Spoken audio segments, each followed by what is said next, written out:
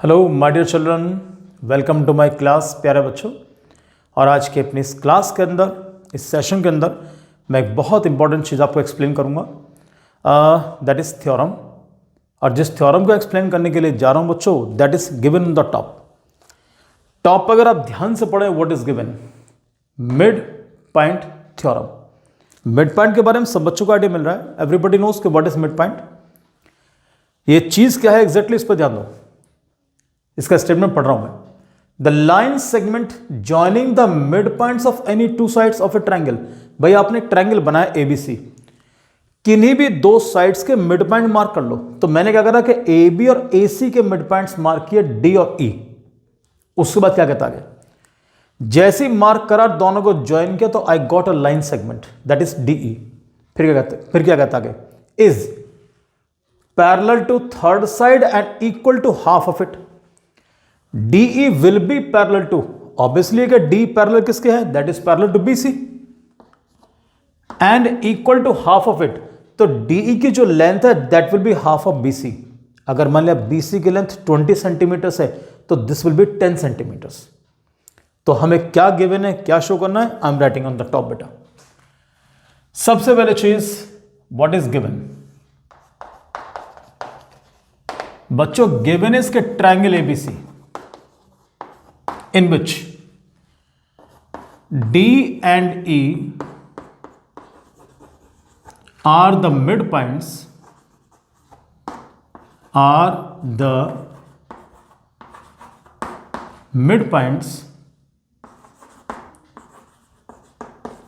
of sides। कौन सी बेटा?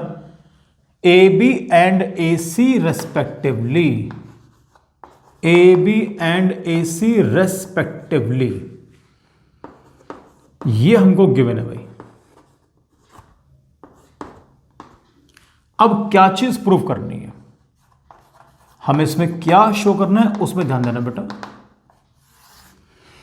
हम यहां पर दो चीज शो करेंगे सर। एक तो ये शो करेंगे DE is parallel to BC। Number one, we are going to show कि DE is parallel to BC।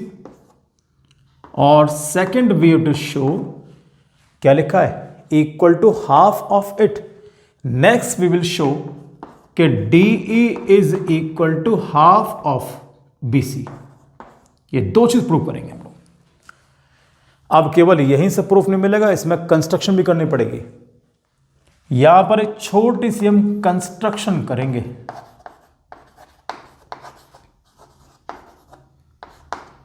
देखो जी, कंस्ट्रक्शन हमारी क्या होती है, क्या करेंगे बेटा हम इस साइड D को एक्सटेंड करेंगे, इसको प्रोड्यूस करेंगे हम। ये कर दिया जी।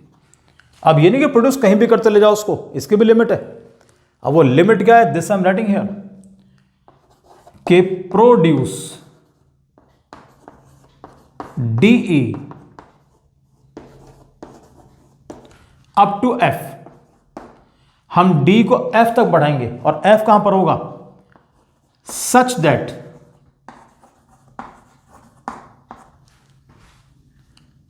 DE is equal to EF। भाई इतना बढ़ाना जिससे DE की लेंथ और EF की लेंथ आपस में बराबर हो जाए। ये लो जी, थोड़ा छोटा कर लो उसको। दिस इज पॉइंट F बच्चों। उसके बाद एंड ज्वाइन CF, हम CF को ज्वाइन करेंगे। ये लो जी। कुछ लोग ऐसे भी कंस्ट्रक्शन कर लेते हैं कि वो ये नहीं बताते कि हम इसको इसके इक्वल करेंगे। वो लोग क्या करते हैं कि from point C they draw a line which is parallel to AD, फिर इसको एक्सटेंड कर देंगे तो they intersect each other at F। दोनों तरीके बिल्कुल परफेक्ट, जो आपको आसान लगे। अब ध्यान दो बड़े सब लोग अच्छे तरीके से। प्रूफ कैसे करेंगे हम लोग? यार तुम सारे बच्चे ट्रायंगल्स कॉन्वेंट तो शो कर सकते हो ना।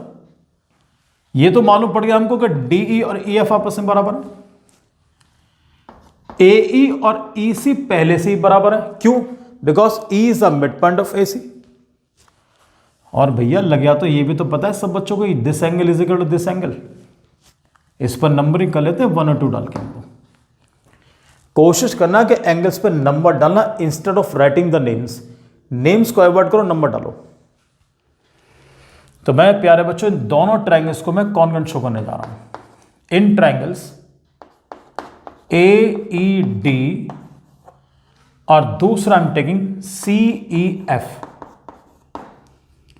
स्टार्टिंग में नाम कैसे लिख देना कोई फर्क नहीं पड़ने का, लेकिन जब बाद में नाम लिख के चलेंगे that should be perfect, exact होना चाहिए।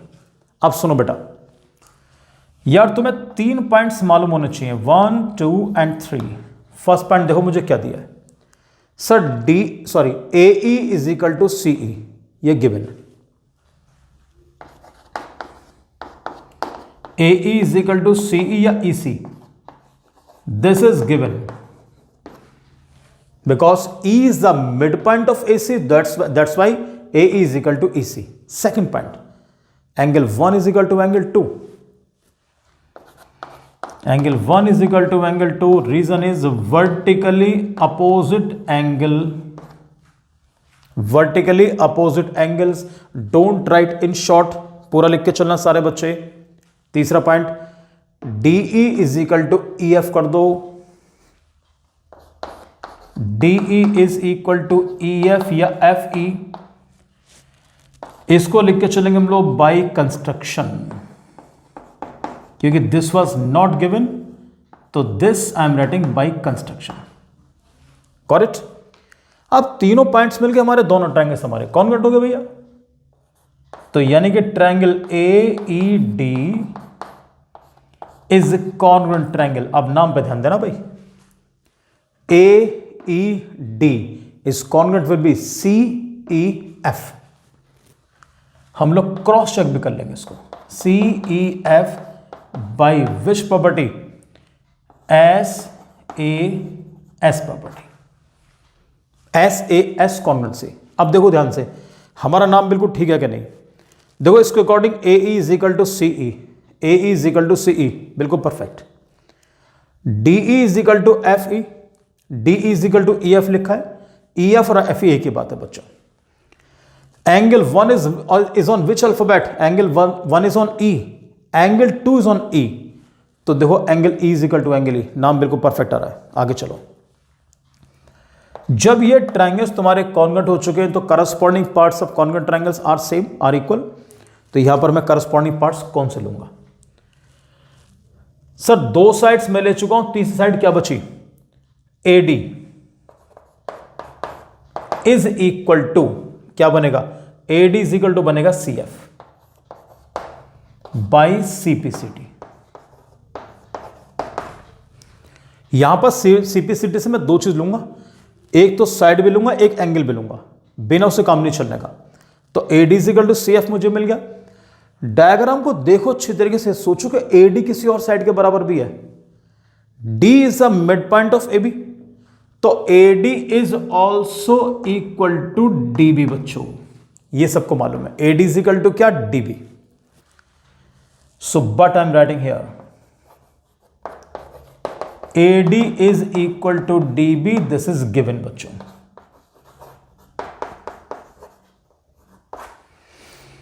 लास्ट की 2 लाइन पर अटेंशन पे करो। AD is equal to CF, AD is equal to DB, things which are equal to same are equal to each other. जब लेफ्ट हैंड साइड सेम तो right hand side same होगी। तो प्यारे बच्चों लिख दो यहां पर, so therefore DB is equal to CF, इसे करो लॉक। मेरा ये पर्पस सॉल्व हो गया पहले मेरा। अब दूसरी बात, जब दोनों ट्रायंगल्स कॉन्ग्रुएंट तो करस्पॉन्डिंग पार्ट्स बराबर, और मैंने पहले भी कहा था CPCT हम कितनी बार यूज कर सकते हैं। अब एक चीज ध्यान दो, साइड्स में ले चुका हूं AD is equal to CF, AD is equal to CF। अब जरा एंगल पा जाओ, angle A is equal to angle C, angle A is equal to angle C। तो इस डायग्राम में ध्यान दो, ट्रायंगल में ध्यान दो, एंगल A से क्या मतलब है? ये वाला एंगल। C कौन सा? ये वाला। तो इस पर नंबर डाल रहा हूं सर मैं, angle 3 is equal to angle 4। तो angle A is equal to angle C लिख दो, या angle 3 is equal to angle 4 कर दो, दोनों में से कोई भी चीज। यही कर लेते चलो। And angle 3 is equal to angle 4, reason लिख दो बाई CPCT। एंगल 3 और एंगल 4। प्यारे बच्चों एंगल 3 और angle 4 what type of angles are these? ये एंगल कैसे हैं? These are alternate interior angles. मैं इसको यहां लिख के चलूंगा बेटा, एक बार फिर लिख रहा हूं, सॉरी, कि angle 3 is equal to angle 4,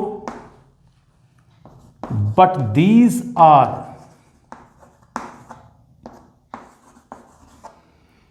alternate interior angles. और जब ऑल्टरनेट इंटीरियर एंगल्स बराबर हो चुके हैं, इसका मतलब लाइंस विल बी पैरेलल। तो कैन वी से कि A B is parallel to C F.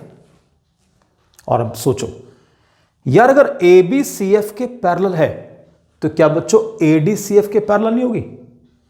क्या डी बी सी एफ के पैरेलल नहीं होगी? बिल्कुल होगी। जब कोई साइड किसी के पैरेलल होती है तो उसके पार्ट्स भी पैरेलल होते हैं बच्चों। तो यहां लिख देना और D B is parallel to C F, इसको लॉक करो। दोनों ब्लॉक्स को ध्यान से देख कर चलो। D B is equal to C F, D B is parallel to C F, opposite sides are equal and parallel. Figure क्या बनेगी हमारी? पैरेललोग्राम। सो देयरफॉर नेमिंग पे ध्यान देना, D B C F is a parallelogram. और अगर D B C F एक parallelogram है तो इसकी जो बाकी दो साइड्स हैं वो भी इक्वल पैरेलल होंगी। बाकी दो साइड्स कौन सी बची? D F is equal to B C and D F is parallel to B C. So therefore DF is equal to BC and DF is parallel to BC. What reason will be given? Opposite sides of a parallelogram.